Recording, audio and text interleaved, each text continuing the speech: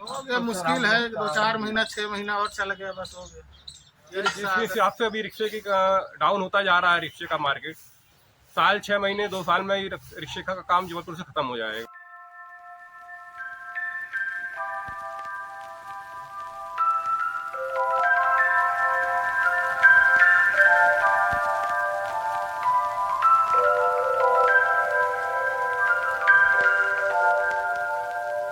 Cycle रिक्शे इतिहास में दफन हो जाएंगे। मुझे तो ऐसा महसूस होता है कि जबलपुर के साइकिल रिक्शे इतिहास में दफन हो जाएंगे। वैसे जबलपुर के जीवन में साइकिल रिक्शाओं का अपना एक अलग महत्व रहा है। हरिशंकर परसाई ने मुल्लू रिक्शे वाले से अपने व्यंग के सूत्र हासिल किए थे। जबलपुर के रिक्शों की प्रसिद्धि इतनी थी कि 1984 में प्रसिद्ध फिल्म निर्माता निर्देशक सईद अख्तर मिर्जा ने एक डॉक्यूमेंट्री बनाई थी जिसका नाम था रिक्शा फुलर्स ऑफ जबलपुर। और तो और प्रसिद्ध लेखिका बुकर प्राइज विनर अरुंधति राय ने भी जबलपुर के रिक्शे वालों का लिखा है।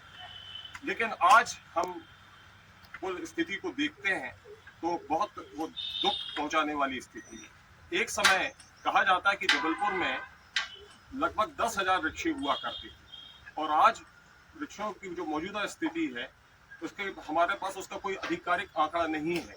लेकिन बताया जाता है कुल अगर इसको खोजबीन की गई तो जबलपुर की सड़कों में मुश्किल से अब से 200 से 250 रिक्शे सड़क पर चल रहे हैं। चल क्या रहे हैं?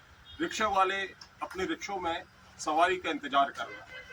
बहुत कुछ अगर उनको दिन भर में काम मिलता है तो वो सामान या सब्जी को ढोकर एक स्थान से दूसरे स्थान को पहुंचाते हैं। सबसे बड़ी समस्या ये है कि जो रिक्शे वाले हैं वे रिक्शे में जो गैर फॉर्म लेबर के रूप में पहचाने जाते हैं। ये जबलपुर में जितने रिक्शे वाले हैं ये जबलपुर के आसपास मंडला डिंडोरी से यहाँ पर आते हैं और खेती बाड़ी जब उनके पास नहीं रहती उस समय ये रिक्शा चलाने का काम करते हैं। बहुत साल पहले जबलपुर में रिक्शे चलाने उत्तर प्रदेश से भी लोग आते थे और जबलपुर में विंध्य प्रदेश खासतौर से रीवा से बहुत सारे लोग रिक्शा चलाकर यहाँ रिक्शा चलाते थे और अपनी आजीविका चलाते थे। लेकिन आज स्थिति बस से बदतर होती जा रही है। इस वीडियो में हमने आज इसी बात का खोजबीन की है और हमको कुछ निष्कर्ष के तौर पर यही समझ में आ रहा है कि जबलपुर के जो रिक्शे हैं साइकिल रिक्शे हैं वो इतिहास में दफन हो जाएंगे और जो रिक्शे चालक हैं उनकी भी रिक्शों के साथ उनकी जिंदगी भी एक थम जाएगी। ठीक है?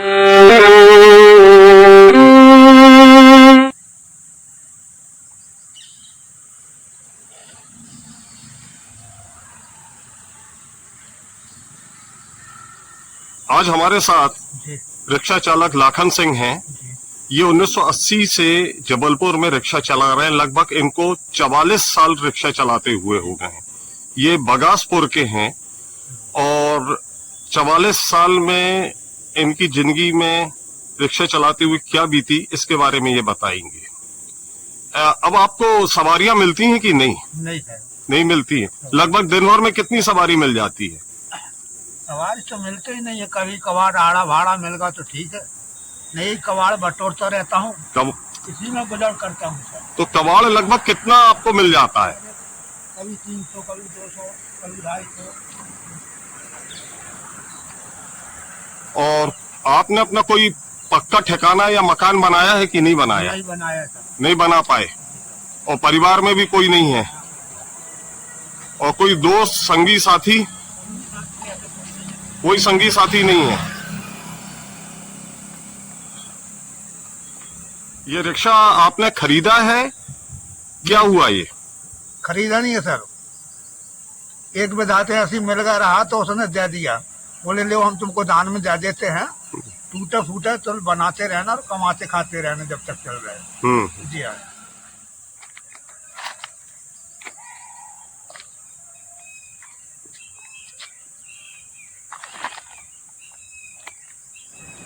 हमारे साथ गुलाब सारथी हैं, डिंडोरी जिले के हैं। तो ये बताइए कि अब आपको रिक्शे में सवारी मिलती है कि नहीं? नहीं मिलता सर। सवारी नहीं मिलती? नहीं। तो अब आप रिक्शा चला रहे हैं तो क्या आप इससे काम कर रहे हैं? सब्जी का काम कर रहा हूँ। सब्जी का? तो रोज दिन भर में कितना कमा लेते हैं आप?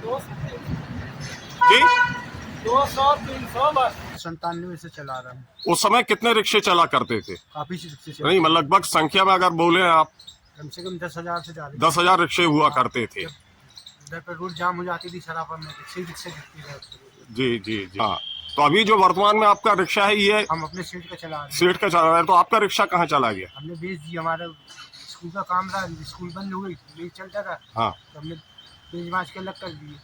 पहले तो जितने बच्चे स्कूल वो भी रिक्शे में जाया करते थे, स्कूल में जाते थे, और एक आप लोगों का एक स्थायी मतलब पैसे का एक आमद बनी रहती थी। हाँ। अब वो भी बंद हो गई वो है। भी बंद हो गई। तो स्कूल के बच्चे रिक्शे में जाना बंद हो गए, इसलिए आपने अपना रिक्शा बेच दिया। हाँ, मिलिट्री वालों के बच्चे रहे मेरे पास में स्कूल के, हाँ जैक GRC के, हाँ। उनके बच्चे लेके जाता था। हाँ। अब उनका ट्रांसफर हो तो चला गया, हाँ। वो सब खत्म हो गया। हम्म, तो मैंने बंद कर दिया, अपना रिक्शा रहा तो मैंने बेच दिया। बेचने के बाद मजदूरी करने लगा। मजदूरी करने के बाद फिर मेरे को मजदूरी नहीं समझ आई, तो मैं अपने सेठ का रिक्शा उठा लिया। चलाने वालों के लिए सरकार ने कोई योजना बनाई है क्या? इसकी आपको जानकारी नहीं है? बीच में एक आया था कि संबल योजना में रिक्शे वालों के या उनके परिवार को मदद की जा रही थी। कंबल अम्बल तो बटते रहे। नहीं, कंबल तो व्यक्तिगत रूप से बंटते हैं, सरकार की तरफ से आपको कोई इसका लाभ नहीं दिया गया। नहीं, आप बोल रहे थे ना डॉक्टर ने मना किया है। क्या हो गया था आपको?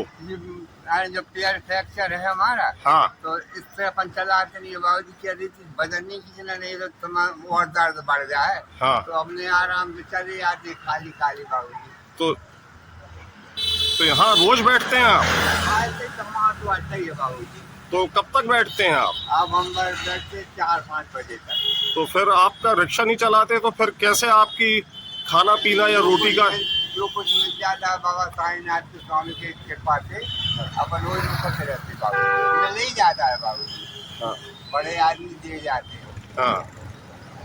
आप बोल रहे बाबू। हाँ। तो कितने साल से आप रिक्शा चला रहे थे? 40-42 साल हो जाएगा। और अभी आपकी उम्र कितनी है?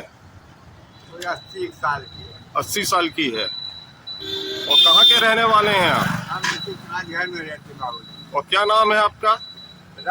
हम तो राजा भैया कहते हैं। और रिक्शा आपका खुद का है? नहीं बाबूजी, किराए का है। तो जब आप किराए का रिक्शा लाते हैं 40 रुपए प्रतिदिन लगता, तो इसका फिर खर्च कैसे निकालते हैं? निकल भगवान बाबा साहब देते बाबूजी। तो वो उसी से आपका निकल आता है? हाँ, दे देते मालिक के बाद भाई ऐसे आ जाते महाजन।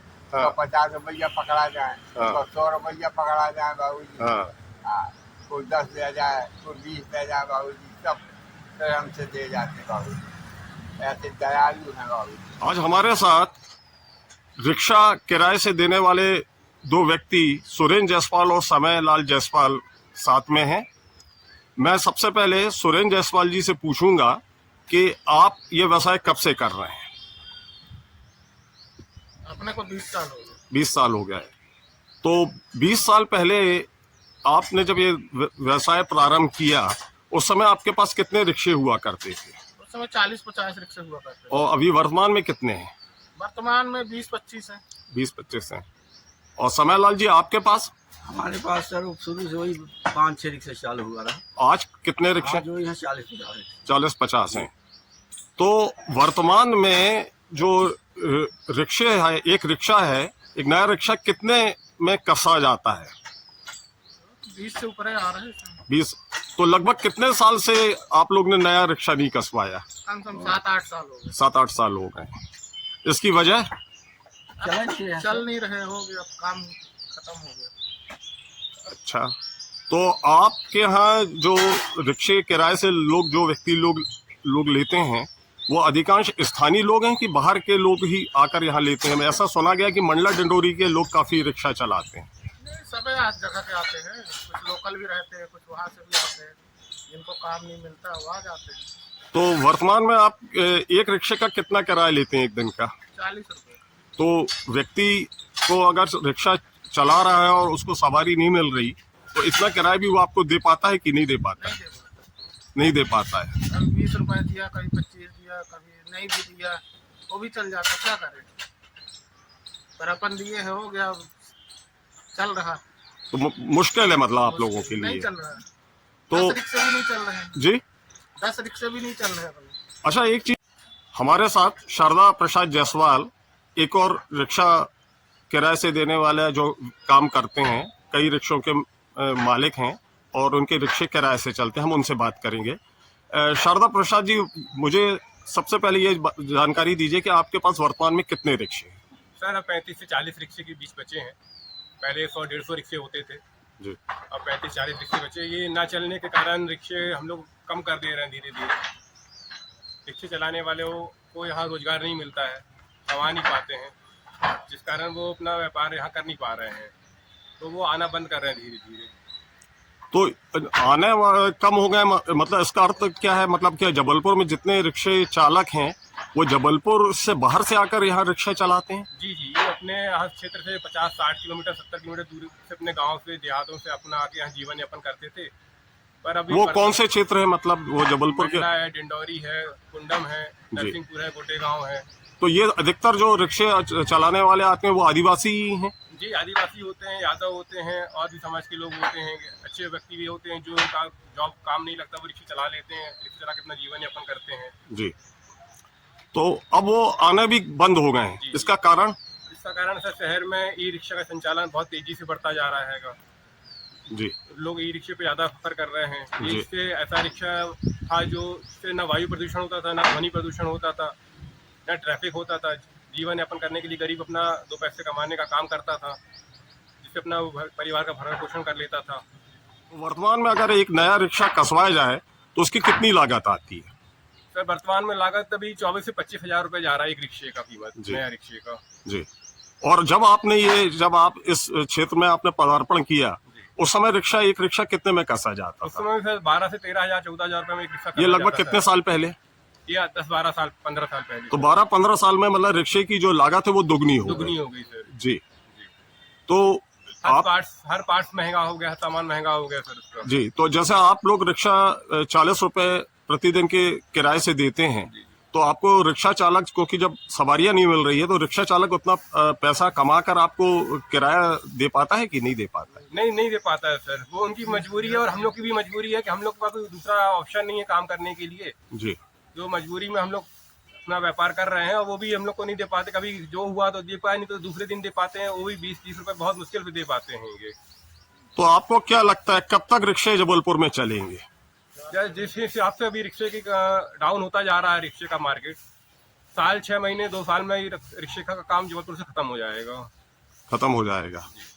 क्योंकि आने वाले समय में जिस तरह से रिक्शे थे 8,000 10,000 रिक्शे थे, आज की डेट में 500-400 रिक्शे भी नहीं बचे शहर में। 200 रिक्शे दिखेंगे।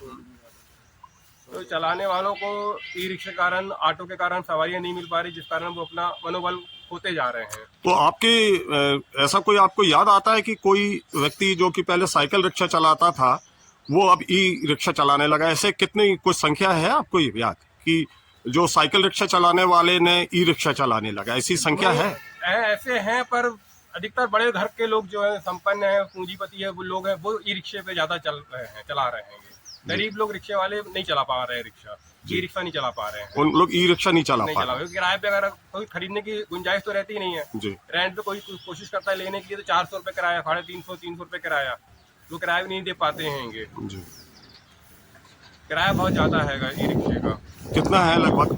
नए रिक्शे का 400 रुपये लेते हैं किराया। मतलब जब तक एक साइकिल रिक्शा 40 रुपए में जी। और ई रिक्शा 400 रुपए में 400 मिलता रुपए है, बहुत बड़ा फर्क है। जी। और अधिकतर बड़े लोग ही लेके ई रिक्शा फाइनेंस करा के खुद ही चला रहे हैं। क्या नाम है आपका? अनूप कुमार कुशवाहा साहब। कहाँ के रहने वाले हैं मूलतः? रहने वाले कानपुर की हैं साहब। और आप सन 68 में जबलपुर आई है। तो 1968 से ही आप रिक्शा चला रहे हैं?